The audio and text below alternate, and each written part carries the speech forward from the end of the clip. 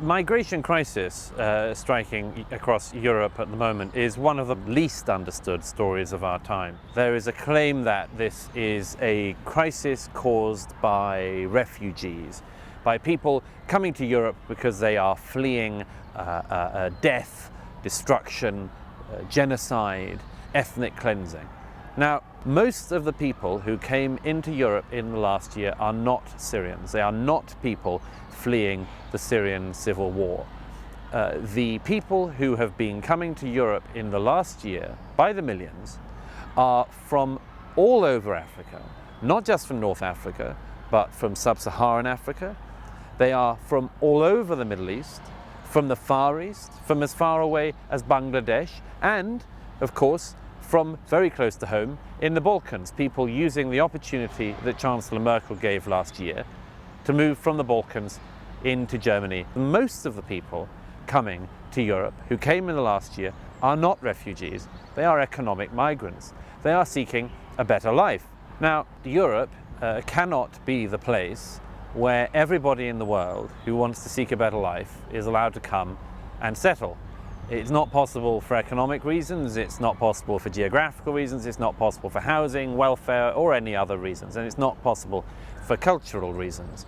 But Chancellor Merkel and the European Commission last year allowed the doors of Europe to open, and then of course we saw with the internal free movement of peoples within Europe the impact that that has. How do we know that most of the people who are coming are not even legitimate refugees? We know it because no less a source than the European Commission itself has now told us as much. Earlier this year, in an interview, Frans Timmermans, Vice Chair of the European Commission, admitted in his estimate at least 60% of the people who came to Europe last year have no more right to be here than anybody else.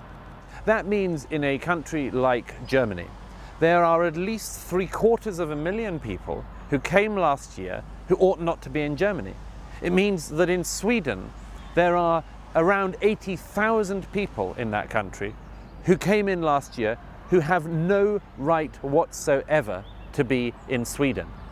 Now, anybody who thinks that the German government is going to start deporting 750,000 people anytime soon, or the Swedish government is going to deport 80,000 people anytime soon, never mind the people who shouldn't have been there from previous waves of immigration, can't have been paying attention.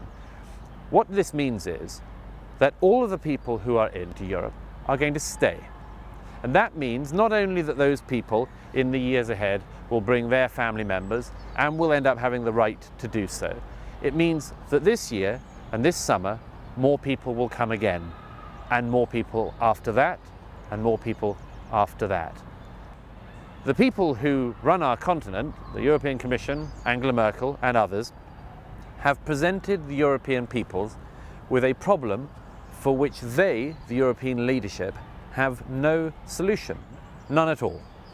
One of the other things that is so striking in this, of course, is, and you can tell this if you go to any of the points of entry, whether the Italian islands or the Greek islands, this is a very strange refugee crisis because the vast majority of the people coming in are young male. Ordinarily, people fleeing wars would be of both genders, young, old, male, female. This is overwhelmingly young men. And the questions are obvious. If these are legitimate refugees, where are the women? Where are the children? We've started to see the consequences of it. Is it surprising that there has been a crisis, not just in Germany, but in Sweden, elsewhere, of violent sexual assaults on women, when very large numbers of men, single men, come into Europe? The young men who come into Europe at the moment, Chancellor Merkel pretended at one point last year, could do the jobs that need doing in Germany. She pretended that this could address work shortage problems in Germany. If you have a set of jobs in Germany that need fulfilling, why on earth wouldn't you fill them with the young people from Italy, Greece, Portugal, and other European countries who are unemployed at the moment? We're talking about countries in the south of Europe with between 25 and 50% youth unemployment. Why would you not use those people to help the German labour market if the jobs are there. But what we've seen is young men walking through those countries, walking through Italy, through Greece, through these countries with youth unemployment problems, into Germany, and Chancellor Merkel pretending that these people are going to be this generation's paediatricians and opticians and doctors and nurses. The British model of integration is bust, the French model's bust, the Swedish model's bust, the German model is more bust than any other. So that is where we are before this summer's migrant crisis really gets underway again. Here we are, continuing to import all of these people from all of these different parts of the world and all of these different cultures, overwhelmingly young, overwhelmingly male, and nobody any longer really believes that they're going to become Europeans. So what are they? And what are they going to become? This is Douglas Murray, speaking for the Gatestone Institute in London.